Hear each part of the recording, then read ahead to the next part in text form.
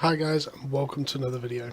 In today's video I'm going to be running a Warlock style build where I effectively dot everything up and reduce the resistances of all targets. I've been running this build recently in Hell Rifts as well as just solo content.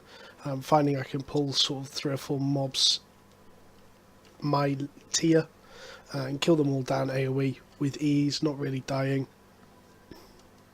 So I'm going to show you the quick build, then we're going to get into the point of the video today, which is to show off a farm area that I found the other day. It's not the most efficient way to farm, but it is easily soloable in tier 3 or tier 4 gear, rewarding about 1.2k per dungeon run, which was taking me roughly 3 minutes to do. So we'll get into the build and then we'll head over there and have a look. So I'm using the Adept's Curse Staff. The reason for this is it's the single target option for the curse staffs. I'm using Vile Curse, however I will use Curse Sickle if there's ever more than 2 targets consistently. Armor Piercer, just because I think it's just straight up better. The Curse Beam is potentially stronger single target, but it is channeled and you do lose your debuffs during that because you can't keep them up during it. Whereas that hits everything, it's an instant cast and reduces their resistances. Your E is a bomb style ability where you place it on the target and it's amplified by the charges of Vile Curse you have on the target. And I'm running Bane just because I haven't got any of the other abilities currently. For the helmet, I'm running the Royal Hood. The reason for this is Growing Rage. I really like this ability. It allows me to set up for combat before the fight really well. Again, this is the setup I've been using in Hell Rifts the last couple of days, meaning if I ever see combat come in, I can pop this immediately and it gives me a good chunk of damage heading into a fight. I'm also running the Quick Thinker just to reduce my cooldowns a little bit. The reason for that is because Q's so crucial to your build. The more you spam it and the more targets you can get 4 stacks on, the more damage you're going to do. Just, it's that simple. I'm running the Druid Robe. This is one I've been testing out. Obsessive Burst seems really strong with the Q because obviously it's instant cast with low cooldown. So you can just spam it as many times as you want. You can put your E up on the target around sort of 2 or 3 stacks and then keep spamming that Q. And I've had it where it's got to sort of 48, 56 stacks at least before the E goes off, and I've had some 3-4k crits, 3-4k hits, sorry, on targets. Curse staffs are, in my opinion, one of the highest sustained damage weapons in the game, just because of their ability to dot and do that huge burst that they can line up with other things. I'm running Aggression. I could potentially go for either of these two. They would be beneficial, but for me personally, fights aren't lasting long enough to benefit the other two more so than I would benefit from just a flat 8% damage increase. I'm using the Stalker's Boots. This is again another one that I'm testing out. The reason for this is I felt like I had no mobility. We got caught out in a Hell Rift the other day where I actually lost all my kit, and I just felt I didn't have the mobility to move around and actually cause trouble in team fights. So I've taken this. It's still quite a long cooldown, but it means that when I teleport I'm doing a lot of damage, which also means that my PvE ability is quite high as well, because I've got 3 damage abilities that are really going to kick out a lot of damage. Again, I've taken Quick Thinker here. I could have taken the attack speed one because you still auto attack while casting Qs, or the energy and hit points regen. Either one would have been good, but I've chosen the Quick Thinker just to get that Q cooldown a little bit further down. I'm using the Tamer spells at the moment. I don't actually think this is very good because we're not casting enough abilities for it to be worth it. I would happily use, I can't pronounce the name, but one of the other offhands, it offers, at tier 4 offers 8% physical and magical damage bonus.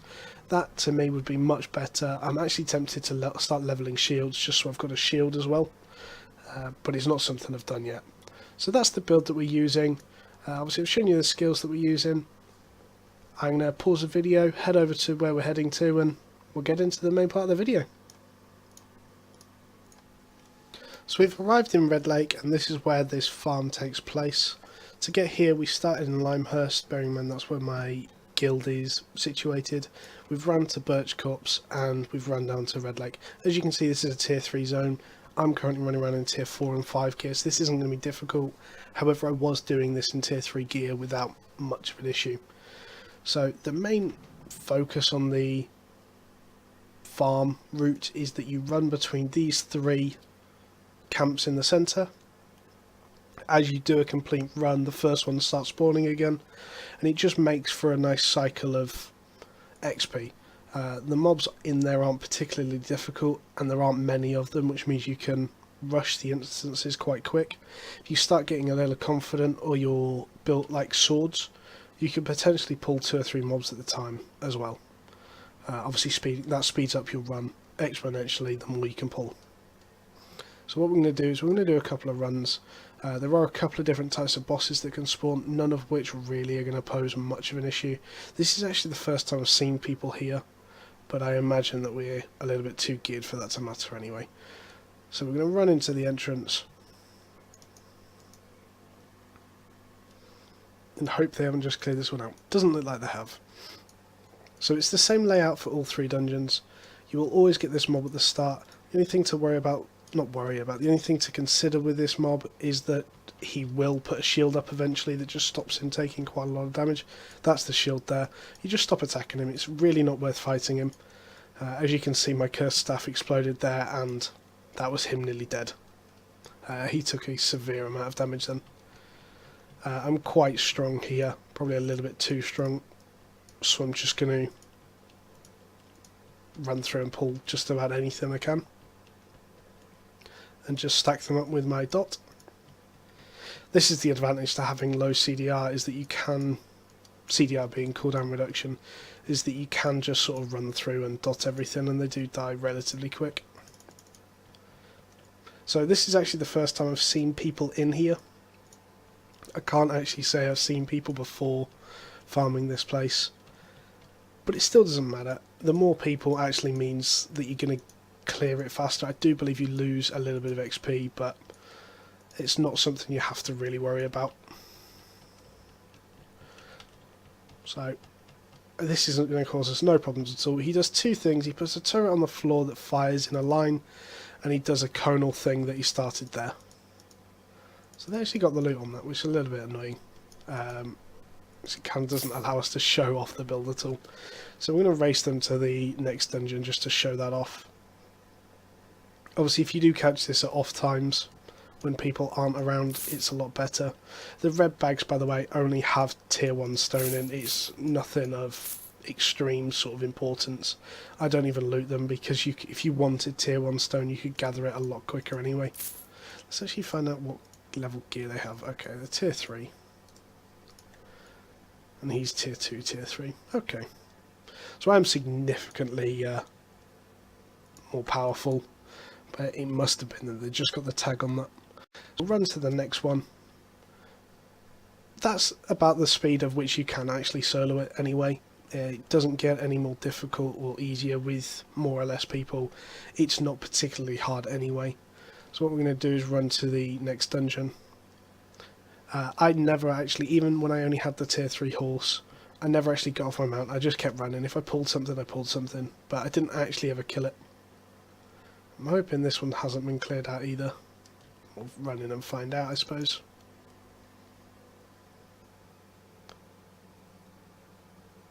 It does look like it has been. So we'll go and try the last one. If it actually lets me out.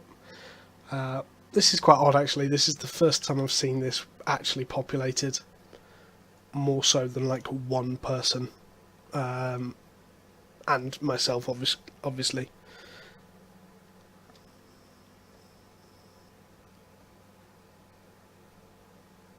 This isn't the most efficient way to get fame. You could do things like Hellgates that have an element of risk to them. You could do blue dungeon farming with group members if you find them through pugs or whatever. Obviously a lot less risk involved, but again not as efficient as the Hell Rifts. There's a couple of different ways of farming fame on weapons. I just found this one to be one that I could quite easily solo at an early point. And I was getting basically a mastery level in less than an hour. Okay, so everything's spawned. Doesn't necessarily mean the boss is up, but we'll find out very soon. So I'm actually going to pop on my cooldowns here.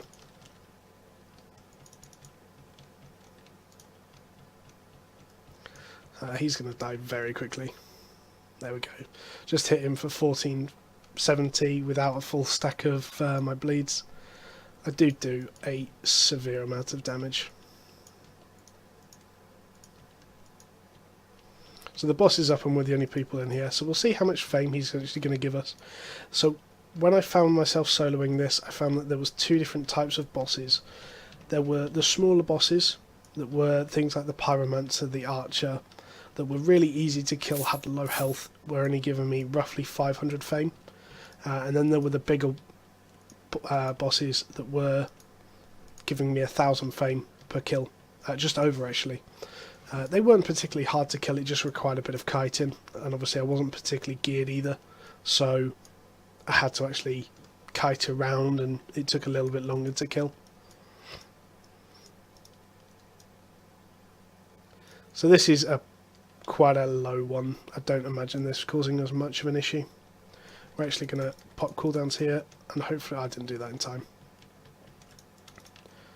So the combination at the start is if you do D, that's the cone I'm on about. We just run out of it, there's no need to be in it. So if you do D, allow that to stack up before hitting anything because it runs out, or it sort of allows you to have a damage buff. We got nearly 500 fame for that. It wasn't hard at all. I promise you can do that at tier 3 solo. The bigger bosses were giving almost double that. When you work it out, it was probably 700 to 800 fame for the entirety of this run, and it took 2 to 3 minutes from start to finish. Obviously running out's a little bit longer, so even call it 5 minutes. 5 minutes for maybe 1.2k fame isn't particularly bad, especially if you are at journeyman sort of tier 3 level. And hopefully, I can't guarantee because I know that there are other people here, but I'm going to run to the top left dungeon and actually see if I can get the boss there as well.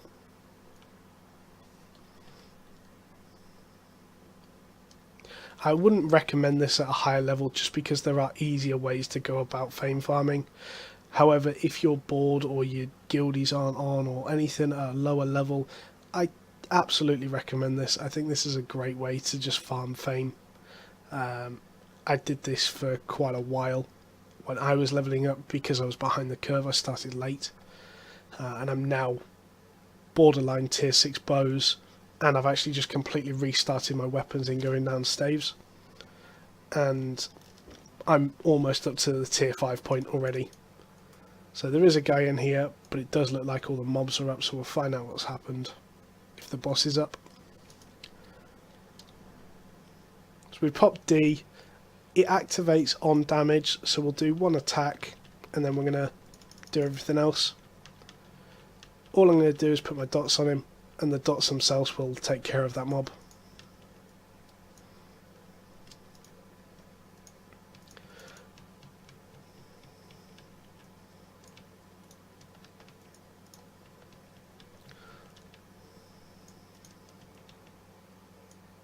Looks like another Pyromancer. You can actually see it over there. So it's going to be less fame, but it's going to be a lot easier of a kill. As I said, guys, this isn't the best way to farm. If you can find a group that's willing to take you into some of the tier 3 or tier 4 blue dungeons, then it's most certainly worth it. You will get more fame from that than you will from here. But this is just an alternative if you're bored or you've got no one online that you can play with and you just want to fame farm. I'm hoping he's not going to try and steal my boss. He is. He's going to run straight to the boss. So I need to pop some damage. I want to actually manage to kill this boss to take the loot off him. It's not confirmed actually how the loot works in this game, whether it's based on tag or if it's based on threshold. He actually got the tag there, and I ended up getting the kill and the silver. So I would go as far to say as it's threshold based. So if you have someone like me, obviously this isn't a great example for these guys that are actually trying to farm. If you have someone like me that overgears it, that's farming this place, just give up and farm another time or another day. it's just not worth standing around and trying to compete when they are so much better geared than you. You can right click on their portrait and inspect. All you've got to look at is that number and the colour that surrounds it. So for example, this item is tier 4 with a green overlay, which means it's equivalent to a tier 5. Most of my gear is tier 4 artifacts or tier 5 gear, so I'm relatively well geared. But yeah, so just wanted to show this. It's something you can do if you're bored, low level, or just want a bit of a boost, something to do while you're a bit bored. Hope you enjoyed the video, and as always, check into the stream or Guskey Twitch. I'm streaming most days at the moment. It's almost always Albion online. Subscribe to the channel, leave any comments, feedback, anything you can, like, and I'll catch you later guys. Bye bye.